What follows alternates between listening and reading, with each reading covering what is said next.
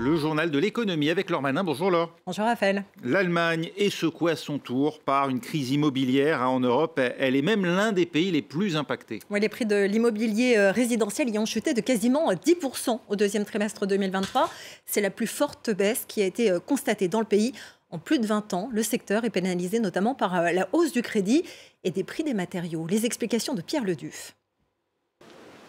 Pour acquérir son 3 pièces dans un immeuble de ce quartier prisé de Berlin, Valérie a déboursé 250 000 €, la moitié de la valeur du bien. Ce sont les fenêtres de l'appartement dont je suis propriétaire. La société de construction ayant fait faillite cet été, le chantier est à l'arrêt. Et Valérie, dans l'incertitude. Je paye déjà les intérêts du prêt. C'est là que ça fait mal.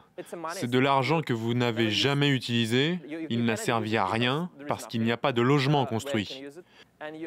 Mais vous payez déjà des intérêts dessus et la banque fait des bénéfices. C'est insensé.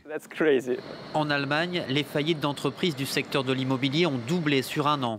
En cause, l'envolée des taux d'intérêt qui fait grimper le coût du crédit. La demande est en chute libre et parallèlement, le prix des matériaux a explosé avec la pandémie et l'invasion à grande échelle de l'Ukraine. Si cette crise de l'immobilier est mondiale, l'Allemagne est particulièrement touchée en Europe, avec une chute des prix sur un an qui a atteint 9,9% au deuxième trimestre. Face à l'urgence et alors que le pays manque de logements, le chancelier Olaf Scholz a invité ce lundi les professionnels du secteur à un sommet. Il faut construire davantage de logements abordables en Allemagne pour que toutes les jeunes familles, tous les citoyens qui cherchent un logement puissent avoir de bonnes chances d'en trouver un. Cela signifie que nous devons développer massivement les activités de construction de logements.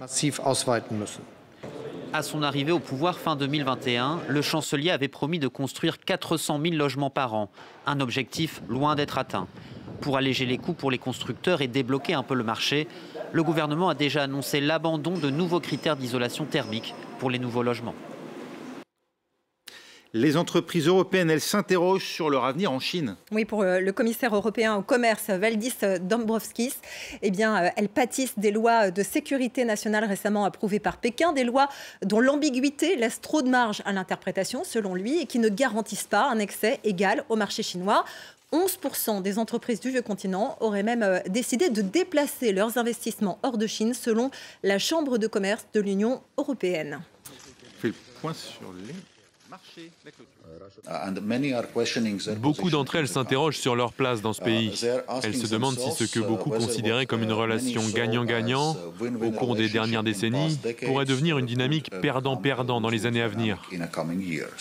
Cela signifie que les entreprises européennes ont du mal à comprendre leurs obligations en matière de conformité, un facteur qui diminue considérablement la confiance des entreprises et décourage les nouveaux investissements en Chine. Voilà pour l'investissement en Chine. C'était Valdis Dombrovskis. On fait le point sur les marchés, la clôture. La clôture dans le rouge pour les principales places européennes. Les investisseurs et investisseuses s'inquiètent des déclarations des banques centrales la semaine dernière qui évoquent des taux directeurs élevés qui pourraient rester en vigueur plus longtemps qu'anticipé. Ça a d'ailleurs été confirmé par la présidente de la Banque centrale européenne, Christine Lagarde, devant le Parlement européen ce lundi. Puis la BCE estime d'ailleurs que la zone euro n'en a pas fini avec l'inflation. Le CAC est à moins 0,85, moins 0,98 pour le DAX, moins 0,78 pour le FTSE. Le secteur du luxe recule alors que Standard & Poor's abaisse ses perspectives de croissance pour l'économie chinoise, un pays fort consommateur de produits de luxe. Et puis du côté de Wall Street, c'est l'hésitation avant l'annonce de données économiques attendues cette semaine et puis les remarques des décideurs de la Fed sur l'évolution à venir des taux d'intérêt. Le Dow est à moins 0,02, plus 0,24 pour le S&P, plus 0,26 pour le Nasdaq. On en vient à l'actualité des entreprises, en bref et en images. Avec d'abord Air France-KLM qui annonce la commande de 50 Airbus A350-900 et A350-1000 pour renouveler et rationaliser sa flotte long courrier. Une commande assortie de droits d'acquisition pour 40 appareils supplémentaires. Les premières livraisons sont attendues en 2026. Elles s'échelonneront jusqu'en 2030. Et puis Amazon entend investir jusqu'à 4 milliards de dollars dans Anthropic, une start-up américaine d'intelligence artificielle qui développe un concurrent de ChatGPT. Son chatbot, lui, répond au doux nom de Claude.